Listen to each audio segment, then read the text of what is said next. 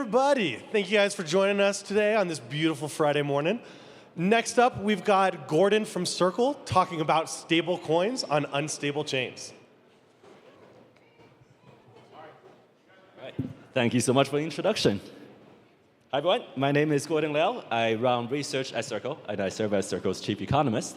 Today, I'll be presenting a short presentation on stablecoin on unstable chains. So first, let me start. What defines stable in stablecoin?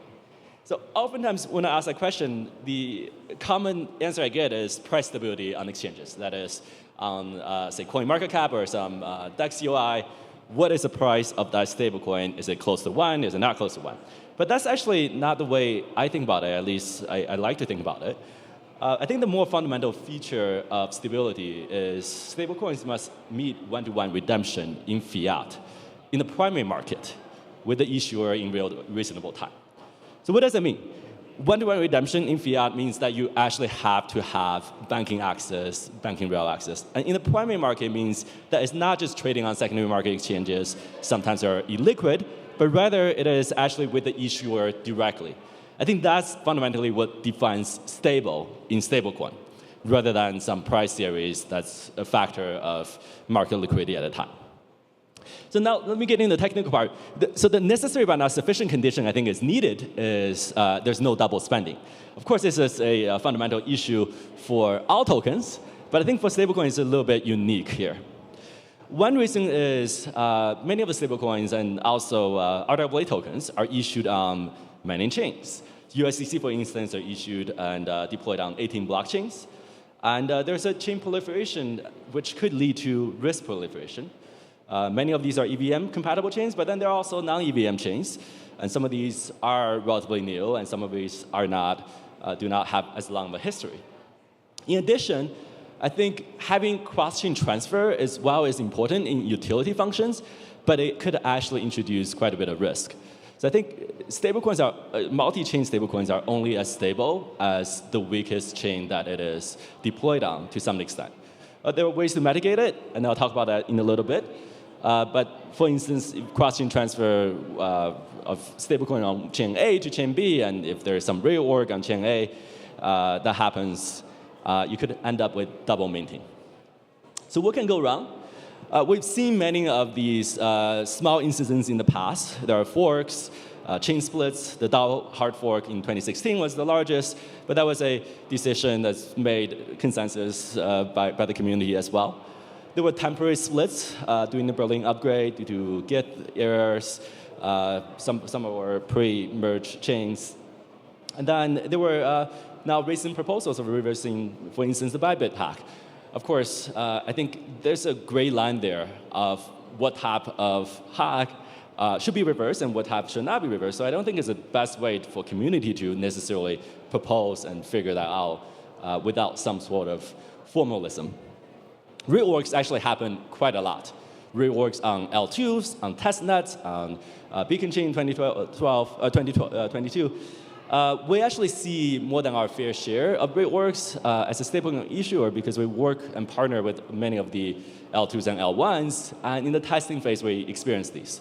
For instance, there was actually a 45K reorg recently on the testnet for a chain that recently deployed. And those sort of stuff happens, and it does worry us as a stablecoin issuer.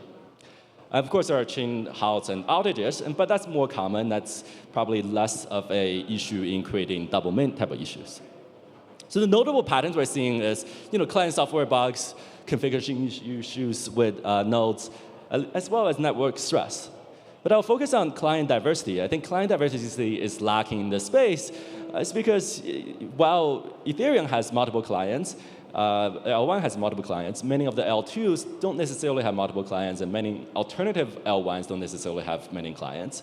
So you end up with the same blockchain firm deploying the same code, and a small set of validators deploying the same code. And sometimes those code that's supposed to actually do the validity proof, or is not actually doing the validity proof, or not challenging optimistic rollups necessarily.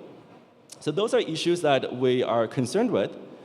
Another thing that my cryptographer is telling me that there's more and more of these black box cryptography used on the edges for optimization purposes. That's not well documented. So the primitive stays to be very public, but you have more of these smaller incremental improvements on cryptography that's not well documented, and that creates more trust in teams rather than proofs and code. Another issue is settlement finality. For stablecoin, there's an institutional usage, there's a payment usage. Institutions want to make sure settlements are final and irreversible, both from a technical but also from a legal perspective. So here, I think stablecoin issuer could play a key role. And this is normative, not positive. It's not necessarily everything that Circle does, but it's just a normative statement from myself on what stablecoin issuers could do. Fork detection, so issuer could run full nodes and monitor consensus. Of course, what do you do when you detect a fork? There's a fork choice. I think stablecoin issuers have an important role to play in ensuring the fork choices adhere to Liao and requirements in the fiat space and principles for financial market infrastructure, which might be sometimes different from what the community chooses. And I think, it creates an issue inherently because if stablecoin issuer end up choosing a, say, minority fork, for whatever legal reasons, that certainly could create confusion. So it's not the best thing to do either.